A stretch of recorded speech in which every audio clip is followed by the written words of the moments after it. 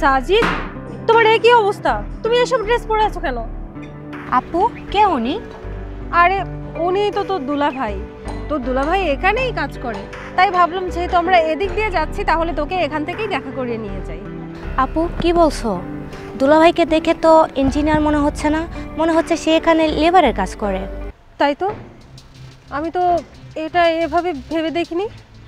সাজিদ, তার মানে এতদিন যাবত তুমি আমাকে মিথ্যে বলছো। তুমি এখানে লেবারের কাজ করো আর আমাকে তুমি বলছো যে তুমি ইঞ্জিনিয়ার। কেন বলছো এগুলো? বুঝতে পারছি, আমাকে বিয়ে করার জন্য তুমি এই মিথ্যের আশ্রয়টা নিছো, তাই না? তোমার সাথে আমি সংসার করব না। তোমার মতো একটা মিথ্যাবাদীর সাথে আমার সংসার করার কোনো ইচ্ছে নেই। কি বলতেছো তুমি এসব? বলো তো, তোমার কোথাও একটা ভুল হচ্ছে। আরে বাবা, আমি একজন ইঞ্জিনিয়ার, মানে তুমি আমাকে এসব কথা কেন বলতেছো? থাক, তোমার আর কিচ্ছু বলার প্রয়োজন নেই। আমি সব কিছু বুঝে গেছি। তুমি আমাকে মিথ্যে বলে বিয়ে করছো, তুমি আমাকে ঠকাইছো। দুলাভাই আপনি চুপ করেন। আপনি মিথ্যা কথা বলে আপুকে বিয়ে করছেন। আপনি এখানে লেবারের কাজ করেন আর ভাব নিচ্ছেন ইঞ্জিনিয়ার। আপনি আমার আপুকে ঠকাইছেন। তোমার সাথে থাকার আমার আর কোনো ইচ্ছে নেই। শোনো, আমি তোমাকে ডিভোর্স দিব। তোমার সাথে আমি আর সংসার করব না। ছোট লোক, গরিব ফকিন্নি। আজকেই আমি আমার বাবাকে তোর কথা বলবো যে তুই আমার সঙ্গে মিথ্যে বলছিস, তুই আমাকে মিথ্যে বলে বিয়ে করছিস। তারপর তোর কি অবস্থা হয় তুই একবার দেখবি। স্যার, উপরের ডিজাইনটা একটু সমস্যা আছে, একটু আপনাকে ঠিক করতে হবে। একটু ভিতরে আসেন। আচ্ছা ঠিক আছে প্রেম, তুমি একটা কাজ করো। জি। এখানে কিন্তু লেবাররা ঠিকঠাক মতো কাজ করে না, ওদেরকে মন দিয়ে কাজ করতে বলো, আমি এসে ঠিক করে দিচ্ছি। আচ্ছা। দুলাভাই আপনাকে ওই লোকটা স্যার বললো কেন? স্যারকে স্যার বলবে না তো কি বলবো বলো তো? আমি তো ওদের স্যার, আর স্যারকে তো মানুষ স্যার বলেই ডাকবে, তাই না? অ্যাকচুয়ালি এই পুরো প্রজেক্টটাই আমার, এই পুরো প্রজেক্টের ইঞ্জিনিয়ার আমি। এখন তোমরা দুজন হয়তো ভাবতেই পারো যে আমি এই ধরনের জামা কাপড় কেন পরে আছি। আসলে ইঞ্জিনিয়ার হইলেই যে শুধুমাত্র ইঞ্জিনিয়ারিং কাজে ব্যস্ত থাকতে হবে, লেবারদের সঙ্গে মিশে কথা বলা যাবে না বা তাদের সঙ্গে একসঙ্গে কাজ করা যাবে না, এমন কোনো সংবিধান কিন্তু নেই। Sajid, I am really sorry.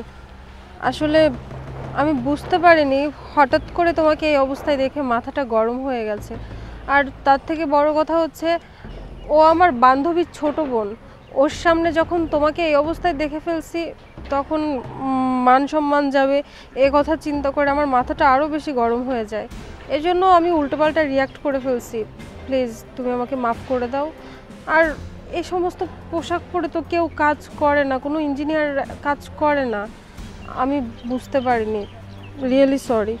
আমি খুব সাধারণ মনের একজন মানুষ।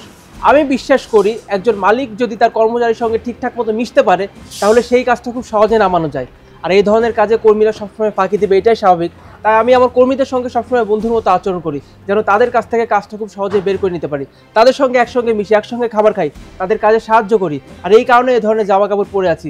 আর তোমরা এসে আমাকে ভেবেছো আমি মেবি লেবার, তাই না? আমি কেন লেবার হতে যাব? আর আরেকটা কথা, আমি যদি লেবারও হতাম সেখানে আমার অন্যায় কি ছিল? আমি তো কাজই করে খাচ্ছি, তাই না? যারা লেবার তারা কি মানুষ না, নাকি তারা চুরি করে? কোনটা? তোমাদের দুজনের কথাবার্তা খুবই খারাপ লাগলো আমার। এত অহংকার কেন তোমাদের দুজনের মধ্যে, বুঝলাম না।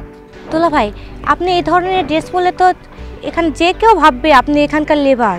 আসলে বোন, আমি সবার মতো না, তোমার দোষ দিয়েও লাভ নাই। তোমার কথা লজিক আছে যে এই ধরনের জামা কাপড় দেখলে যে কেউ ভাববে আমি লেবার, কিন্তু তোমার বোন তো আমাকে বেশ ভালো মতোই চেনে, তাই না? ওর বোঝা উচিত ছিল না আমি কেমন মানুষ। কিন্তু তোমার বোন আমাকে এই কথাগুলো কি করে বলতে পারলো মনি? হ্যাঁ, কি করে বললা তুমি আমাকে কথাটা? বলো তো, তুমি তোমার হাজবেন্ডকে চেনো না? তোমার হাজবেন্ড কেমন মানুষ? কিন্তু দুলাভাই আপনার মতো এরকম ড্রেস পরে আমাদের দেশের কোনো ইঞ্জিনিয়ার তো কাজ করে না। আপনি যে ধরনের ড্রেস পরে আছেন যাতে যে কেউ ভাববে আপনি এখানে লেবারের কাজ করেন। শোনো বোন, একটা কথা বলি, পোশাক আশাক দেখে কখনো কোনো মানুষকে বিবেচনা করতে যাবে না, বুঝছো? পৃথিবীতে এমন অনেক বড় লোক আছে যারা তাদের ক্যারিয়ার এই রাস্তা থেকে শুরু করেছে, তারা এখন পুরো বিশ্ব কাঁপাচ্ছে, ঠিক আছে? সো পোশাক দিয়ে কখনো একজন মানুষকে বিবেচনা করা ঠিক না। আমার পোশাক খারাপ, আমার পোশাকে ময়লা আছে বিধায় আমি একজন গরিব, ব্যাপারটা কিন্তু তেমন না। অনেক বড় লোক আছে যারা কিনা মাঠে ঘাটে কাজ করে, কারণ কি? তারা বাঙালি। বাঙালিদের কালচারই তেমন পরিশ্রম করা, তাই না? যে যত পরিশ্রম করবে সে তত উপরে উঠবে। তুমি একটু খোঁজ নিয়ে দেখবা আমাদের পূর্বপুরুষ যারা, তারাও এককালে গরিব ছিল, এইসব কাজকর্ম করতো। সেই সব কাজকর্মকে কখনো ছোট চোখে দেখবে না। আর পোশাক আশাক দেখে কখনো মানুষকে বিবেচনা করবে না, মাথায় থাকবে।